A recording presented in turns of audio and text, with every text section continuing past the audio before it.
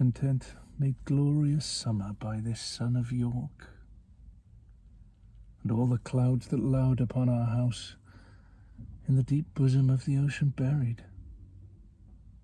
Oh, now are our brows bound with victorious wreaths, our bruised arms hung up for monuments, our stern alarums changed to merry meetings, our dreadful marches to delightful measures.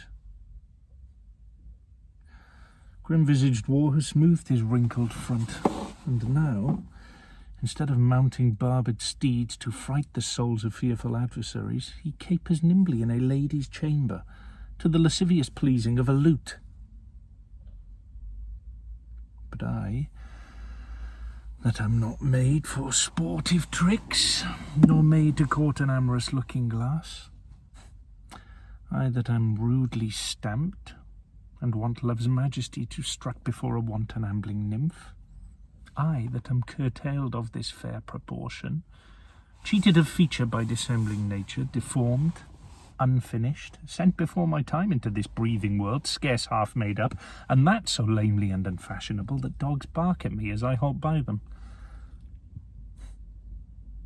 Why, I, in this weak piping time of peace, have no delight to pass away the time, unless to spy my shadow in the sun, and descant on mine own deformity.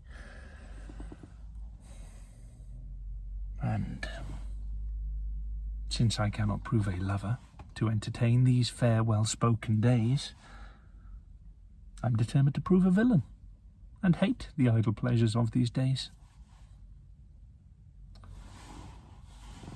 Plots have I laid, inductions dangerous, by drunken prophecies, libels, and dreams, to set my brother Clarence and the king in deadly hate the one against the other.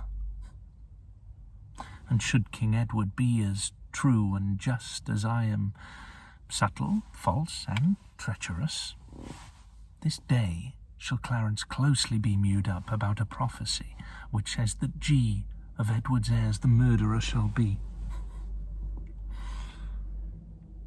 Dive thoughts. Down to my soul, here Clarence comes,